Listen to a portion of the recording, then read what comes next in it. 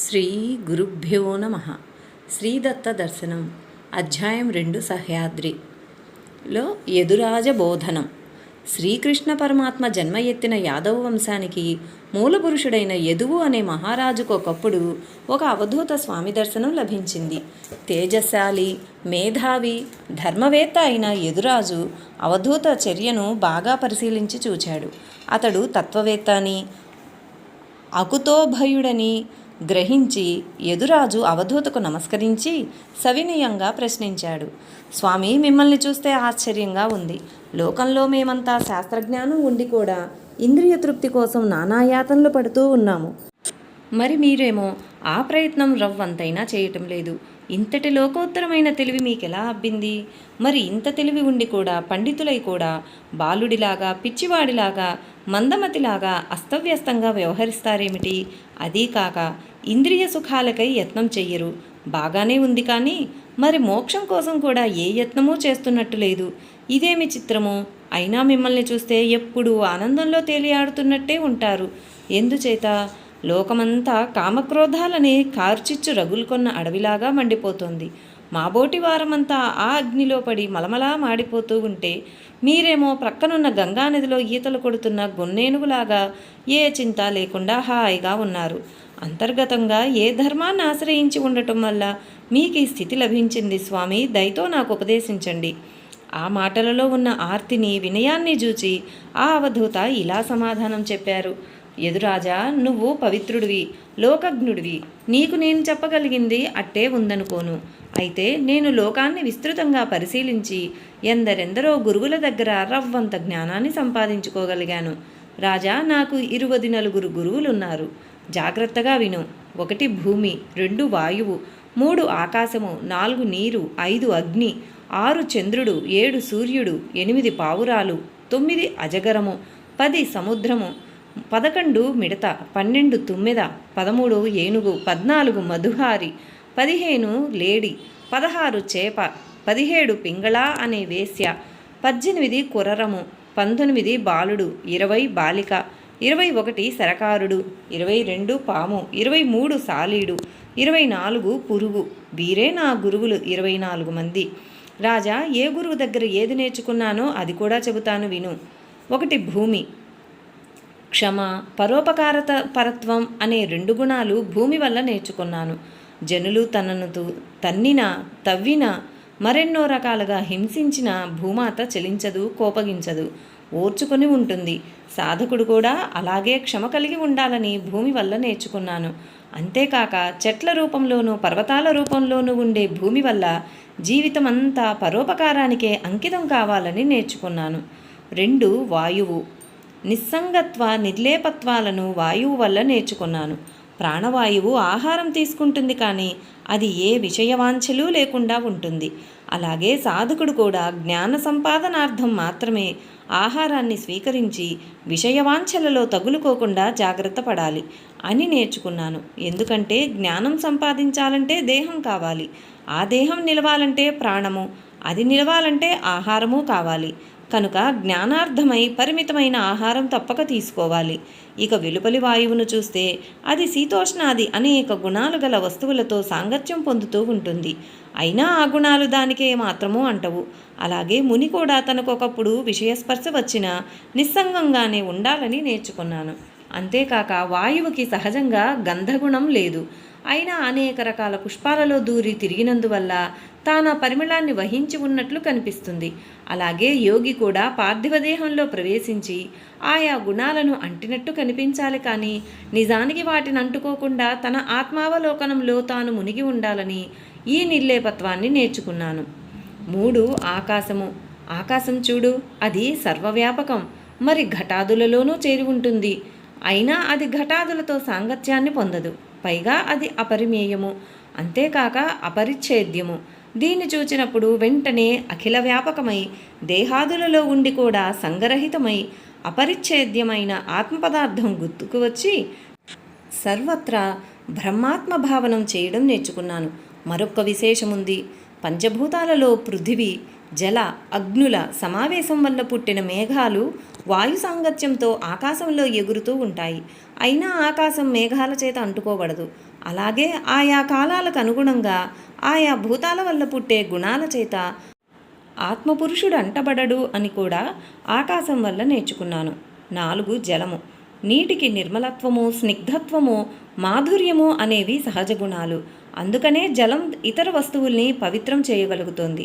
అలాగే యోగికి నిర్మలమైన హృదయం, ప్రాణులన్నిటి ఎడల అవ్యాజమైన ప్రేమ, తీయని మాటలు ఉండాలి.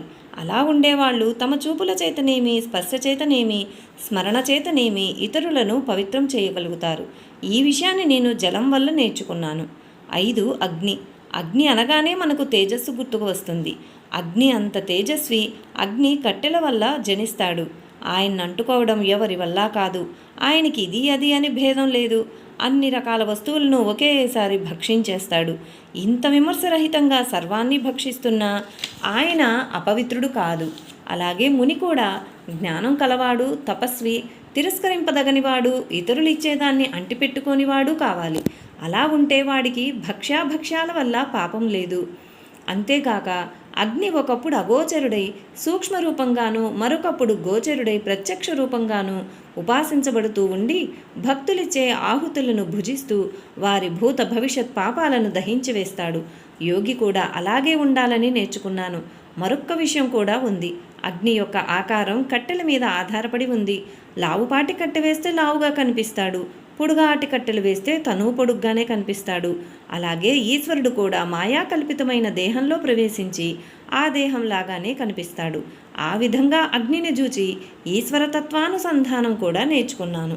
ఇది కాక అగ్నికి జ్వాలలు ఎల్లప్పుడూ ఉండేవే అయినా కాలవశం వల్ల అవి ఒకానొకప్పుడు కనిపించవు. అలాగే ప్రాణులకు జన్మాది వికారాలు నిత్యాలే అయినా కాలప్రవాహ వేగం వల్ల ఒకప్పుడు అవి కనిపించవు అని కూడా అగ్ని వల్ల నేర్చుకున్నాను. 6 చంద్రుడు. కాలగతి వల్ల చంద్రుడికి వృద్ధిక్షయాలు ఉన్నట్లు కనబడుతుంది. కానీ పరిశీలించి చూస్తే ఆ వృద్ధిక్షయాలు చంద్ర కళలకే గాని చంద్రుడికి కాదు. అలాగే షడ్భావ వికారాలు దేహానికే గాని ఆత్మకు కావు అని చంద్రుడి వల్ల నేర్చుకున్నాను. 7 సూర్యుడు. సూర్యుడు తన కిరణాలతో భూమి మీద జలాన్ని స్వీకరిస్తాడు. ఆయనకు ఆ జలాలతో ఏం పని? మళ్ళీ సమయం చూచి వాటిని భూమి మీదకే వదిలేస్తాడు. అలాగే యోగి కూడా ఇంద్రియాలతో విషయాలు గ్రహించి వాటి యందు అభినివేశం లేకుండా ఉండాలని సూర్యుడి వల్ల గ్రహించాను. అంతేకాక చెరువుల్లో, దోనెల్లో, అద్దాల్లో ప్రతిబింబిస్తున్న సూర్యుడిని చూచి స్థూల బుద్ధులైన వాళ్ళు అంతమంది సూర్యులున్నారని భావిస్తే భావించవచ్చును. కానీ నిజానికి అసలు సూర్యుడు ఒక్కడే. ఆ ఒక్కడే అన్ని ప్రతిబింబాలుగా కనిపించాడు. అలాగే ఆత్మ ఒక్కటే అయినా ఉపాధి భేదం వల్ల అనేక విధాలుగా స్థూల బుద్ధులకు కనిపిస్తూ ఉంటుందని కూడా సూర్యుడి వల్ల నేర్చుకున్నాను. 8 కపోతము. ఎవడితో అయినా సరే అతి సంభాషణ, అతి స్నేహము చేస్తే సంతాప పడక తప్పదు అని కపోతం వల్ల నేర్చుకున్నాను. ఆ కథ ఏమిటంటే, ఒక అడవిలో ఒక పావురాయి ఉండేది. అది చాలా అందంగా, బలంగా ఉండేది. దానికో పెంటితో నేస్తం కుదిరింది. ఆ పెంటి దానికి అన్ని విధాలా తగినది, అనుకూలమైనది. ఆ రెంటి అనురాగం అనన్యంగా ఉంది. వాటి శరీరాలే వేరుగాని ప్రాణం ఒక్కటే అన్నట్లున్నది. అలా ఉండగా పెంటి మొదటిసారిగా చూలాలై గ్రుడ్లు పెట్టింది. ఆ ముచ్చట ఆ దంపతులకు మరింత అనురాగవర్ధకమైనది. ఆ గ్రుడ్లల్లోంచి క్రమంగా పిల్లలు బయటకొచ్చాయి. హరిమాయను తెలుసుకోవటం మహాపండితులకే అసాధ్యం కదా. ఇక వాటి మాటేమిటి? ఆ పక్షి దంపతులకి ఇప్పుడు తమ పిల్లలే ప్రపంచమైపోయింది. వాటి పోషణే తమ మోక్షం కన్నా మిన్న అయిపోయింది. ఆ పిల్లల్ని చూస్తే, ఆ ముద్దు పలుకులు వింటే, ఆ అల్లరి చేష్టలు తలుచుకుంటే ఆ దంపతులకు ఒళ్ళు పొంగిపోతుంది. ఒకనాడు పిల్లలకు ఆహారం తెద్దామని పెద్ద పక్షులు 2 అడవిలోకి వెళ్ళినప్పుడు ఒక బోయవాడు వచ్చి వీటి గూటికి దగ్గరలో ఒక వల వేశాడు. అందులో చాలా పక్షులు పడ్డాయి. అప్పుడప్పుడే అరకొరా రెక్కలతో బుడిబుడి నడకలు నేర్చుకుంటున్న మన చిన్నారి పక్షులు కూడా ఆ వలలోకి వెళ్ళి పడ్డాయి. పాపం, అభం శుభం తెలియని ఆ పసిపిట్టలు గోలగోలగా ఏడవసాగినాయి. పెద్ద పక్షులు తిరిగి వచ్చేసరికి గూడంతా శూన్యమై ఉండటం చూచి వాటికి పై ప్రాణం పైనే పోయింది. ఎలాగో తేరుకొని చెరో పక్కకి వెళ్ళి వెతకసాగాయి. తల్లి పిట్టకు వలలో చిక్కుకున్న పిల్లలు కనిపించాయి. ఆ తల్లికి ప్రేమావేశంలో తెలివి నశించింది. ఆపరాని మోహంలో బుద్ధికి చోటుండదు కదా. అది వెనక ముందు చూడకుండా పిల్లల్ని రక్షించడం కోసం తాను కూడా వలలోకి దూకి అక్కడ చిక్కుకొని తాను కూడా ఏడవసాగింది. కొంతసేపటికి తండ్రి పక్షి వచ్చి పరిస్థితిని చూచింది. ఇది తల్లిలాగా దూకేయలేదు, కానీ తన కళ్ళెదుటే తన సంతానము, కట్టుకున్న పెళ్ళాము కూలిపోతూ ఉంటే ఆ పక్షికి దుఃఖం పట్టరానిదైపోయింది. ఆపుకుందామనుకున్నా ఏడుపు ఆగటం లేదు. అనేక రకాలుగా విలపించసాగింది. భార్య పిల్లలు పోయాక ఇక నాకు సుఖమేమిటి? ఎవరిని చూసుకుని బ్రతకాలి? అయ్యో, భార్య అయినా బ్రతికింది కాదు, పోనీ బిడ్డల్లో ఒక్కడైనా దక్కలేదే, నేను బ్రతికి ప్రయోజనమేమిటి అని ఈ రకంగా అనేక విధాలుగా ఏడ్చింది. దుఃఖం వల్ల దాని తెలివి వక్రమార్గం పట్టింది. ఆ వక్రమార్గం తెలివితో ఆ పావురం తాను చచ్చిపోవడమే మేలని నిర్ణయించుకొని తాను కూడా స్వయంగా వలలోకి దూకి బోయవాడి చేతుల్లో మరణించింది. యదురాజా, ఇది నేను చూశాను. ఇక్కడ జరిగిందేమిటి? ఆ తండ్రి పావురం ఆత్మారామం కాకుండా ద్వంద్వారామమై కామక్రోధాలకు వశమైపోయింది. అలా ద్వంద్వారాముడైన వాడికి శాంతి లేదని, వాడా కపోతంలాగానే బ్రతికున్నన్నాళ్ళు కుటుంబ పోషణమే పరమార్థం అనుకుంటూ బతికి చివరికి ఏదో ఒకనాటికి ఆ పావురాయిలాగానే సానుబంధంగా నశించి తీరవలసిందేనని గ్రహించాను నేను. అవును రాజా, ఈ మానవలోకం అనేది తెరచి ఉంచిన ముక్తి ద్వారం, సందేహం లేదు. అలాంటి చోట పుట్టి కూడా ఆ కపోతంలాగా కుటుంబ లంపటుడైన వాడు అరూఢచ్యుతుడని నిశ్చయించుకో. 9 అజగరము. యదురాజా, అజగరము సంగతి అందరికీ తెలిసింది కనుక సంగ్రహంగా చెబుతున్నాను. పూర్వకర్మానుసారంగా మానవులకు సుఖాలు దుఃఖాలు వచ్చే తీరుతాయి.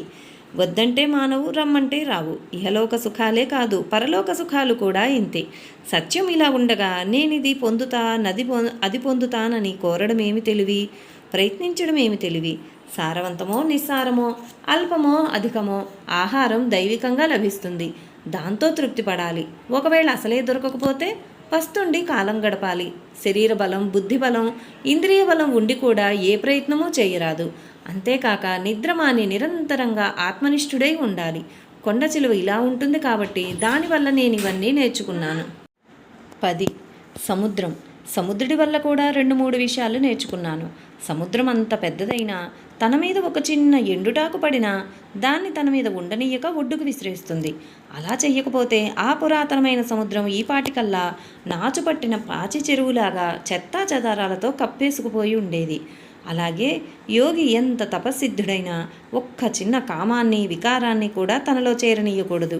ఏమరపాటు పొందాడో మొత్తమంతా వికారాలతో భ్రష్టమైపోక తప్పదు. కనుక వికారాలను రవ్వంతైనా దరిచేరనీయరాదని సముద్రుడి వల్ల నేర్చుకున్నాను. ఇక సముద్రానికి అనంతమైన లోతు ఉంటుంది, అయినా పైకి మాత్రం ఏమీ తెలియనియదు. తన గర్భంలో ఎన్నెన్ని జంతువులున్నాయో, ఎన్నెన్ని మహామణులున్నాయో పైకి తెలియనివ్వదు. దాని అంచులెవ్వరికీ అందవు, దాన్నెవరూ దాటిపోలేరు. తనలో ఎన్నో నదులు వచ్చి కలుస్తూ ఉంటాయి, అయినా పొంగదు. వేసవిలో నదుల రాక తగ్గిపోతుంది, అయినా ఎండదు. దేశకాల భేదం వల్ల విచ్ఛిన్నం కాదు. ముని కూడా ఇలాగే తన శక్తిని తెలియనీయరాదు, తన భావాన్ని బయటకు పొక్కనీయరాదు, తన అంతు నితరులకు చిక్కనీయరాదు. తన సంకల్పం నెరవేరితే పొంగిపోవటం, నెరవేరకపోతే కృంగిపోవడం పనికిరాదు.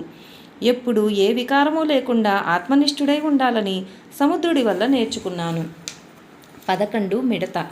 అగ్ని భగభగ మండుతోంటే ఆ జ్వాలల్ని చూసి మోహపడి ఏమో సుఖం బావుకుందామని పోయి మంట మీద పడి మాడిపోతుంది మిడత. అలాగే పురుషుడు ఆభరణాలు, అలంకారాలు, కులుకులు ధరించిన ఆడదాన్ని చూచి ఇది మాయబొమ్మరా, మృత్యువుకి మారు రూపంరా అని గ్రహించక తానేదో సుఖం జుర్రుకుందామని పోయి ఇహపరాలకు భ్రష్టుడై అజ్ఞానాంధకారంలో మగ్గిపోతున్నాడు. అలాగే స్త్రీ కూడా. కనుక స్త్రీమోహం తగదని, అలాగే ఏ ఇంద్రియ వ్యామోహం కూడా తగడని మిడత వల్ల నేర్చుకున్నాను. 12 తేనెటీగ. తేనెటీగల వలన నేను ప్రధానంగా 3 విషయాలు నేర్చుకున్నాను. తుమ్మెద పువ్వుకి పోయి ఏ పువ్వు ఏమాత్రమూ నలగకుండా కొంచెం కొంచెంగా తేనెబొట్టును గ్రహించి తింటూ శరీరాన్ని పోషించుకుంటూ ఉంటుంది. అలాగే ముని అయినవాడు కూడా గృహస్థుల ఇళ్లకు వెళ్ళి వాళ్లను పీడించకుండా వాళ్ళు పెట్టినంత భిక్ష గ్రహించి శరీరాన్ని పోషించుకోవాలి. ఇది ఒకటి. తుమ్మిద ప్రతి పుష్పంలోంచి కొంచెమో గొప్పో సారాన్ని గ్రహిస్తుందే కానీ ఏ పుష్పాన్ని వదిలిపెట్టదు. అలాగే ముని కూడా ప్రతి శాస్త్రాన్ని అధ్యయనం చేసి నేర్పుతో దాని సారాన్ని గ్రహించి తన ఆత్మాన్వేషణకు దాన్ని అన్వయించుకోవాలి. ఇది రెండవది. తుమ్మెదలలో ఈ 2 మంచి గుణాలే కాక మరో వ్యతిరేక గుణం కూడా ఉంది. ఏమిటంటే అవి తేనెను సంపాదించి భవిష్యత్తు కోసమని వెర్రి లోభంతో అమితంగా కూడబెడతాయి. ఫలితం ఏమిటంటే అవి కూడబెట్టిన తేనె పెరల కోసం మానవులు ఆ తేనెటీగల్నే పొగపెట్టి చంపి ఆ తేనెను హరిస్తారు. ఆ విధంగా అవి కూడబెట్టిన సంపద వాటికి అనుభవానికి రాలేదు సరికదా, వాటి నాశనానికి మూలమైంది. కనుక ముని కూడా తాను మధుకరం ఎత్తి తెచ్చుకున్న అన్నం రేపటికి మాపటికి అని నిల్వ ఉంచుకున్నాడా, అది అతడి నాశనానికే హేతువవుతుంది. కనుక ముని ఏ ఇంట దొరికిన కబళాన్ని ఆ ఇంటి దగ్గరే తిని పైకి పోవాలి. అతడికి తన చెయ్యే చెంబుగా కడుపే కంచంగా ఉండాలని కూడా నేను తేనెటీగ వల్ల నేర్చుకున్నాను. 13. ఏనుగు. ఏనుగు చాలా బలిష్టమైన జంతువు. అది చాలా తెలివైంది. అందుచేత దాన్ని పట్టుకోవడం చాలా కష్టం. అయినా అది మానవునికి పట్టుబడుతూనే ఉంటుంది. అందుకు ఏకైక కారణం దాని స్త్రీ లౌల్యం. చూడు, ఏనుగును పట్టుకోవాలనుకునే వాళ్ళు అడవిలో పెద్ద గుంట తవ్వి దాని మీద వెదురు కట్టలు పరిచి మట్టి వేసి గడ్డి వేసి మామూలు నేలలాగా కనిపించేలా చేస్తారు. ఆ పైన దాని మీద ఆడ ఏనుగు బొమ్మ పెడతారు. మగ ఏనుగు ఆ దారిన పోయేట్టు చేస్తారు. అప్పుడు మగ ఏనుగు ఆ బొమ్మను దూరం నుంచి చూచి నిజంగా ఆడ ఏనుగనుకుని కామపరవశి అయి గబగబా దాని మీదకి పరుగెత్తుతుంది. దగ్గరికెళ్ళేటప్పటికీ వెదురు కర్రల నేల విరిగి అది గుంటలో కూలిపోతుంది. ఇది చూచి నేనొక్కటే నిర్ణయానికి వచ్చాను, సాక్షాత్తు ఆడదాన్నే కాదు కదా, ఆడదాని బొమ్మైనా సరే తాకరాదని. ఇహ రెండవ కారణం విను. ఒక ఆడ ఏనుగు వెంట ఒక మగ ఏనుగు పోతూ ఉంటే మరో బలవత్తరమైన మదగజం చూసిందంటే ఇది మొదటిదాన్ని తరిమి పోరాడి చివరకు చంపిగాని ఊరుకోదు. ఇది చూచి చీచి స్త్రీల చింతే పనికిరాదని మళ్ళీ నిశ్చయించుకున్నాను. స్త్రీల విషయంలోనూ ఇది అన్వయిస్తుంది. 14. మధుహారి. మధుహారి అంటే తేనె తుట్టెలు కొట్టేవాడు. వీడి వల్ల నాకు కొంత పాఠం అబ్బింది విను. తేనెటీగలు కష్టపడి సంపాదించి తేనె పెరలు పెడతాయి. మధుహారి ఉపాయంగా పొగవేసి గొంగళి కప్పుకొని ఇంకా ఏదో చేసి ఆ తేనె వాటికి దక్కకుండా తాను హరించుకుపోతాడు. తెలివి చేత గాని శరీరం చేత గాని బలాఢ్యులైన వాళ్ళు బలహీనుల నుంచి సంపదలు లాక్కుంటారు. ఇందులో న్యాయాన్యాయాల మాట ఎలా ఉన్నా లోక స్వభావం ఇది ఇంతే. కనుక లోభి అయి తాను తినక ఇతరులకు పెట్టక కూడబెట్టిన వాడి సొమ్మును ఎవడో ఒకడు హరించుకుపోక తప్పదని మధుహారి వల్ల గ్రహించాను. అంతేకాక తుమ్మెదలు కూడబెట్టిన తేనెను అవి రుచి చూడకముందే మధుహారి హరిస్తాడు. అలాగే గృహస్థుల వంటకాలను వారికంటే ముందే ఎతులు వచ్చి తినిపోతారని కూడా మధుహారి వల్ల గ్రహించాను. 15. లేడి. లేడి అనగానే అమాయకత్వం మృదుత్వం గుర్తుకొస్తాయి. పరుగులో దాని వేగం అద్భుతమైనది. అయితేనేమి, సంగీతం మీద ఉన్న వెర్రిమోజు వల్ల అది కసాయి కోయవాడికి చిక్కుపోతుంది. వేటగాడి సంగీతం వింటూ కళ్ళు మూసుకొని కదలకుండా నిలబడిపోతుంది. ఆ పైన దాని గతేమిటో వేరే చెప్పటం ఎందుకు? కనుక అరణ్యవాసి అయిన యతి కనుక గ్రామ్య సంగీతాలకు లొంగాడా ఇక వాడికి పతనం తప్పదని గ్రహించాను. ఋష్యశృంగముని ఈ సంగీత నాట్యాలకు భ్రమసే కదా సానివారి వలలో పడ్డారు. కనుక గ్రామ్య సంగీతాలు గ్రామ్య నాట్యాలు వినరాదు చూడరాదని హరిని వల్ల నేర్చుకున్నాను. 16. చేప. ఇంద్రియాలన్నిటిలోకి జిహ్వ కానరాని దొంగ. యదురాజా గుర్తుంచుకో, మునీశ్వరులు నిరాహారంగా ఘోర తపస్సు చేసి సర్వేంద్రియాల్ని లొంగదీయగలుగుతారు. కానీ జిహ్వేంద్రియాన్ని గెలవలేరు. అది సులభంగానే లొంగినట్టు కనిపిస్తుంది. అక్కడే ఉంది దాని మోసమంతా. జిహ్వను కూడా గెలిస్తేనే కానీ జితేంద్రియత్వం సిద్ధించినట్టు కాదు. దాన్నొక్కదాన్ని నిర్లక్ష్యం చేసినా చాలు, నాశనం తప్పదు. మరి చేపను చూడు, దానికి వేరే ఏ దోషమూ లేదు, ఒక్క జిహ్వా చాపల్యం తప్ప. ఆ ఒక్క చాపల్యమే దాన్ని బెస్తవాడి గాలానికి గురి చేస్తోంది. కనుక చేపను చూచి జిహ్వేంద్రియ నిగ్రహం విజయం ఎంత ముఖ్యమో గ్రహించుకున్నాను. 17. పింగళ. యదురాజా, పింగళ అనేదొక వేశ్య. దానివల్ల కూడా నాకు బోధ లభించింది కనుక ఆ కథ చెబుతాను విను. మహానుభావుడైన జనకుడు రాజ్యమేలే పవిత్ర విదేహ నగరంలో పింగళ అనే వేశ్య ఉండేది. ఒకనాడు దానికి ధనవాంఛ కామవాంఛ ఒకదానికొకటి తోడుగా పొంగుకొని వచ్చాయి. అది ఎప్పటిలాగే విటుల కోసం ఎదురు చూస్తూ ఇంటి వాకిట నిలబడింది. కానీ దైవచిత్రం ఏమిటో ఆనాడెవ్వరూ దాని దగ్గరకు రాలేదు. చాలా ఆశగా చాలా పొద్దుపోయేదాకా నిలువు జీతంగా గడిపింది. అర్ధరాత్రి దగ్గరైంది. కాళ్ళు పీక్కుపోతున్నాయి. విసుగొస్తోంది. నిరాశ చేసుకుని ఇంట్లోకి పోతే ఆశ చిగుర్చి కాళ్ళు నిలవనీయదు. మళ్ళీ వాకిట్లోకి వస్తుంది. ఇలా అటూ ఇటూ కందెన తిరిగినట్టు తిరిగి శరీరానికి మరీ శ్రమ అయింది. అపరరాత్రి దాటినా ఆనాడు దానికే విటుడు దొరకలేదు. ఈశ్వరలీల చిత్రంగా ఉంటుంది. ఈ శ్రమలో అలసటలో విసుగులో క్రమంగా దాని ధనాశ కామాశ తొలగిపోయింది. మరి కొంతసేపు పోయేటప్పటికీ ఇంత దిగజారిపోయానే అని నిర్వేదం కలిగింది. నిర్వేదం వల్ల కానీ దేహబంధం సడలదు. ఆత్మసుఖం అంకురించదు. శ్రీహరి కృప వల్ల దానికి ఆ నిర్వేదం తల ఎత్తింది. అది తనలో తాను విమర్శించుకోవడం మొదలుపెట్టింది. ఛీ, ఎంత దౌర్భాగ్యం, ఎంత నీచం, ఎంత పిచ్చి! ఛీ! ఈ ఇంద్రియాల్ని జయించలేక తుచ్చ మానవుడి కోసం, స్త్రీలంపటుడై పరస్త్రీలను కాంక్షించే నీచ మానవుడి కోసం ఇంతసేపటి నుంచి ఇంత అలమటించిపోయాను. వాడెవడో వచ్చి సుఖమిస్తాడని పాడాశ. చీచి, ఇదేమి తెలివి! విదేహ నగరంలో పుట్టి పెరిగినా కూడా నన్నే అజ్ఞానం ఇలా ఆవరించేసిందేమిటి? సత్యుడు, నిత్యుడు, అంతర్యామి, సుఖప్రదుడు అయిన పరమేశ్వరుడు నిత్య సన్నిహితుడై ఉండగా ఆ మాట మరచిపోయి నీచుడు, ధర్మభ్రష్టుడు అయిన ఒక మానవ మాత్రుడు ఈ శరీరాన్ని పీడిస్తే సుఖం వస్తుందని, ధనం వస్తుందని భావించానా? ఛీ, ఎంత పాపిష్టి బుద్ధి నాది! ఛీ, ఈ శరీరం చూచుకొని ఇంత మోహంలో పడిపోతున్నానే. దీని అసలు స్వరూపం ఏమిటి? పైనున్న చర్మం పీకేసి ఒక్కసారి చూడు. అడుగున 2 నిట్రాడ స్తంభాలలాగా 2 కాళ్ళు, పైన చెరో ప్రక్క వసారా కమ్మీల్లాగా చేతులు 2, ఈ రెంటి మీదికి ఆంచి పెద్ద దూరంలాగా వెన్నుపాము, దానికటు ఇటు వసారాల్లాగా పక్కటెముకలు. ఇది దృశ్యం. ఇదంతా కనిపించకుండా పైకి ఓ పచ్చని తోలు, దానికి మళ్ళీ 9 చిల్లులు, వాటిల్లోంచి బయటకొచ్చేది నిత్యము మలమే.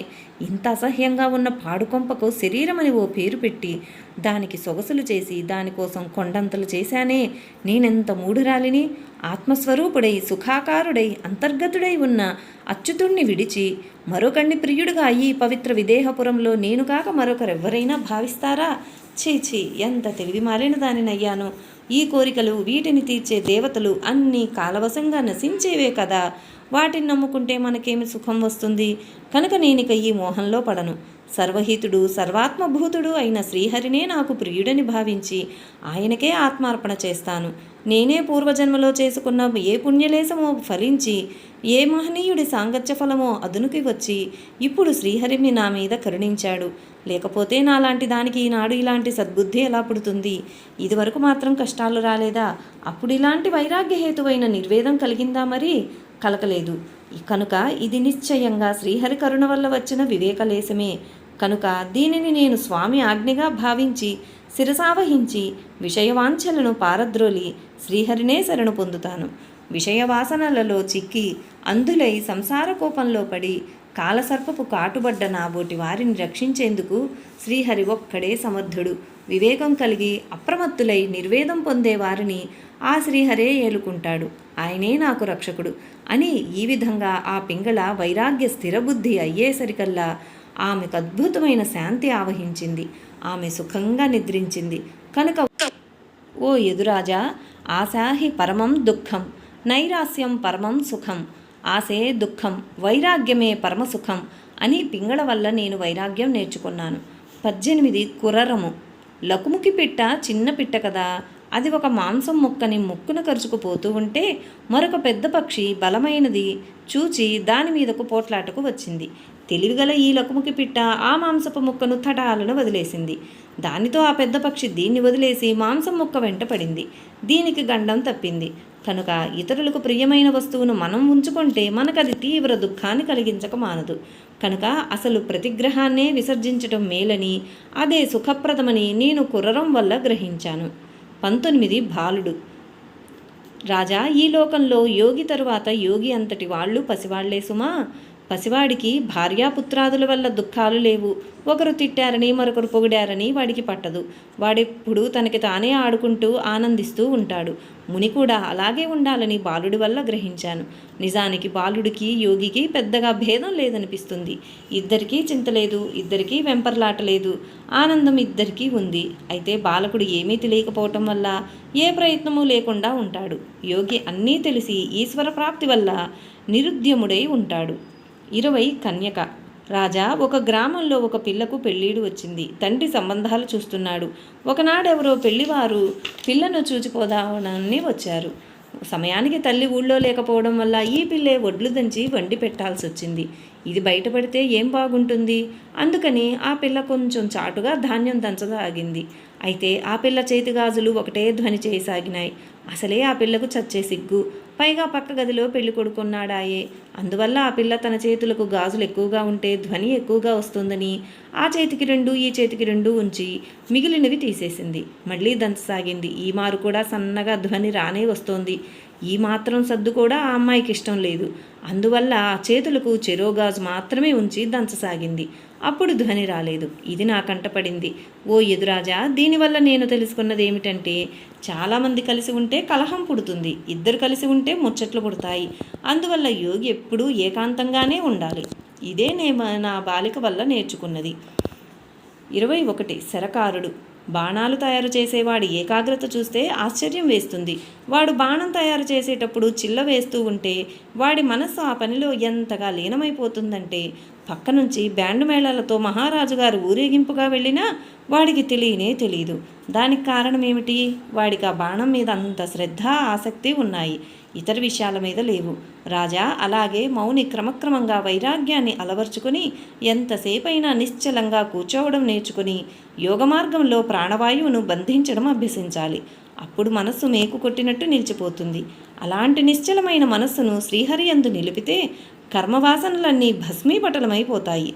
అప్పుడు సత్వగుణం విజృంభించి రజస్తమస్సులని అణచివేస్తుంది. దాంతో చిత్తానికుండే లయ విక్షేపాలు నశిస్తాయి. అదే సమాధి స్థితి. ఆ స్థితికి చేరిన వాడికి బాహ్యాభ్యంతర విషయాలు తెలియవు. వాడికి అసలు ద్వైత బుద్ధే ఉండదు. ఇది నేను శరకారుడి వల్ల నేర్చుకున్నాను. 22. సర్పము. యదురాజా, నీవు గమనించే ఉంటావు. సర్పం ఒంటరిగా తిరుగుతుంది. ఎప్పుడూ ఏమరపాటు లేకుండా జాగ్రత్తగా ఉంటుంది. తన నడవడి ఇతరులకు తెలియనీయదు. నాలుకలు రెండున్నా ఏ పిచ్చి కూతలు కూయదు. ఏ గుహలోనో పడుకుంటుంది.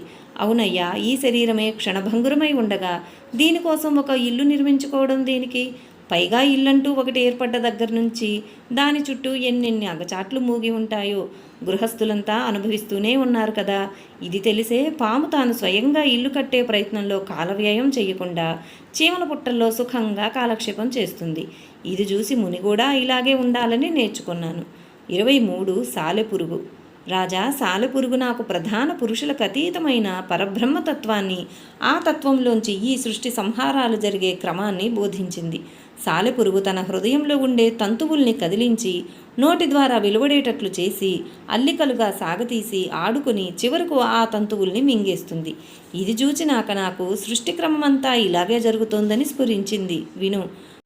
పరాత్పరుడైన నారాయణుడు తన మాయ చేత తాను పూర్వం సృజించిన ఈ సృష్టినంతటినీ ప్రళయకాలంలో సంహరించి వేస్తాడు. అప్పుడు సత్వాది శక్తులన్నీ సామ్యాన్ని పొందుతాయి. ఆ సామ్యమే ప్రధానం. ఆ ప్రధానమే పురుషుడికి ఉపాధి. అప్పుడు ఈ ప్రధాన పురుషులకు ఈశ్వరుడు సజాతీయ విజాతీయ స్వగత భేదరహితుడు ఆత్మరూపుడు కైవల్య సన్నిహితుడు అయిన నారాయణుడొక్కడే ఉంటాడు. ఆయన తాను సృష్టి చేయదలుచుకున్నప్పుడు త్రిగుణాత్మకమైన మాయను సంక్షోభం పొందించి దానిచేత మొదటగా క్రియాశక్తి ప్రధానమైన సూత్రాన్ని తయారు చేస్తాడు. ఆ సూత్రం అహంకారం ద్వారా నానావిధ ప్రపంచాన్ని అల్లుతుంది. కనుక మూల కారణము సమష్టి స్వరూపము అయిన ఆ సూత్రం చేతనే ఈ విశ్వమంతా బంధింపబడి ఉన్నది. మళ్ళీ తాను తలుచుకున్నప్పుడు ఆ నారాయణుడే ఈ సూత్రాన్నంతటినీ మింగేసి నిర్వికారంగా ఉండిపోతాడు. ఇదంతా నాకు సాలెపురుగు నేర్పిన విద్య. 24. పురుగు. ఒక రకమైన తుమ్మిద ఏదో ఒక పురుగును తెచ్చి ఒక చోట పెట్టి దాని చుట్టూ బుర్రుమని రొద చేస్తూ తిరుగుతుంది. ఆ పురుగు భయంతో తదేకంగా తుమ్మిదనే చూస్తూ మనస్సునంతటినీ దానిమీదే ఉంచివేస్తుంది. అలా ఉంచటం వల్ల కొంతసేపు అయ్యేటప్పటికీ ఆ పురుగు ఆకారమే మారిపోయి తుమ్మిదలాగా అయిపోతుంది. కనుక మానవులు కూడా భయం చేత కానీ, భక్తి చేత కానీ, స్నేహం చేత కానీ, ద్వేషం చేత కానీ తమ మనస్సును దేని మీద నిలుపుతారో వారు ఆ రూపం చెందుతారు. కీటకానికి స్వదేహానికే రూపాంతరీకరణం లభించగా బుద్ధిమంతుడై ధ్యానించే మానవునికి దేహానంతరంలో సారూప్యముక్తి లభిస్తుందనడానికి సందేహమేమిటి? ఇది కీటకం వల్ల నేర్చుకున్నాను. యదురాజా, నీవు విశేషమైన తపస్సాధన చేసిన వాడివని నీ మీద ప్రేమతో ఇదంతా చెప్పాను. వీరే నా 24 గురువులు.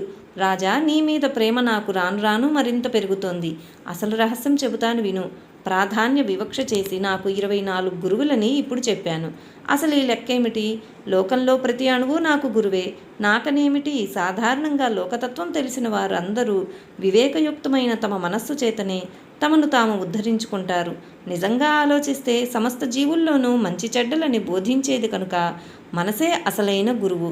విశ్లేషించి ప్రత్యక్ష అనుమానాది ప్రమాణాలతో విమర్శించి శ్రేయస్తత్వాన్ని గ్రహించుకునే మానవుడికి మనస్సే గురువనడంలో సందేహమేముంది? పరమేశ్వరుడు ప్రపంచంలో ఏకపాదులు, ద్విపాదులు, త్రిపాదులు, చతుష్పాదులు, బహుపాదులు, అపాదులు ఇలా అనేక రకాలుగా జీవుల్ని సృష్టి చేశాడు. అయినా ఆయనకు మనుషులంటే అధిక ప్రీతి సుమా. ఎందుకంటే సర్వ ప్రాణులలోనూ ఈ మనుషులే బుద్ధిజీవనులై విమర్శ చేసి సమస్త జీవుల చరిత్రలను పరిశీలించి వాటన్నిటిలోనూ అంతరాత్మయ్యి నివసించే పరమాత్మతత్వాన్ని గ్రహించగలరు. సాంఖ్యాయోగ విశారదులైన మానవులు ఈ జన్మలోనే అగ్రాహ్యమైన పరమేశ్వర తత్వాన్ని సులభంగా గ్రహించగలుగుతారు. విమర్శకాశక్తి ఉంది చూడు మరి. ఈ దేహేంద్రియ బుద్ధ్యాదులన్నీ జడాలు, ప్రకాశరహితాలు కదా. కనుక వీటన్నిటినీ ప్రకాశింపచేసే స్వయం ప్రకాశకుడు ఒకడు ఉండాలి కదా. లేకపోతే వీటికి ప్రకాశం కుదరనే కుదరదు కదా అని ఈ విధంగా అనుపపత్తి ద్వారా ఆలోచించవచ్చు. అలాగే శరీరేంద్రియ బుద్ధ్యాదులన్నీ సాధనాలు కదా. ఈ సాధనాలను ఉపయోగించే కర్త ఒకడు ఉండాలి కదా అని ఈ రకంగా అనుమాన ప్రమాణం చేత కూడా ఆలోచించవచ్చు. ఇలా తత్వ విమర్శనకు, వివేకానికి స్థానం కనుకనే మానవ దేహం అంటే పరమేశ్వరుడికి ప్రీతి. అందుచేతనే దీన్ని మనం పోషించుకోవాలి. కానీ రాజా, జాగ్రత్తగా విను. ఈ దేహమే సుమా అసలైన మోసకారి. దీనివల్ల నేను చాలా నేర్చుకున్నాను. చూడు, ఎన్ని రకాలుగా చూసినా ఈ దేహం వల్ల ఎప్పుడూ ఏదో ఒక దుఃఖమే కలుగుతుంది. చావు పుట్టుకలు దీనికి ఎట్లాగూ తప్పవు. ఇది ఎప్పుడు రాలిపడుతుందా పీక్కు తిందామని కుక్కలు నక్కలు కాచుకొని ఉంటాయి. అందుకనే నేను దీని మీద మమకారం పెట్టుకోను. లోకంలో జనులంతా చూడు, ఈ దేహానికి ప్రీతి చెయ్యాలని ఎన్నెన్ని అగచాట్లు పడుతున్నారో. దీనికోసమే దేహధారి భార్యాపుత్ర, పశు, భృత్య, ధన, క్షేత్ర, మిత్రాదులనెన్నిటిని పెంచుకుంటున్నాడు, ఎన్నిటిని పోషిస్తున్నాడు. తనకు మరణమే లేదన్నట్టు తాపత్రయపడుతున్నాడు. కానీ ఏం లాభం? ఆయువు తీరనే తీరుతుంది, శరీరం రాలనే రాలుతుంది. ఈ చుట్టూ చేర్చుకున్న భార్యాపుత్రులేమైనా ఆపగలుగుతారా? మరెందుకోసం వీరందరినీ పోగేసుకున్నట్టు? ఈ పాడు శరీరం ఊరికే పోదు. మళ్ళీ మరో శరీరం పుట్టేందుకు వీలుగా పాపాలు పుణ్యాలు చేసి మరీ పోతుంది. అంటే ఏమిటన్నమాట? ఈ శరీరం వల్ల వచ్చే దుఃఖం ఈ శరీరంతో పాటు నశించిపోదు.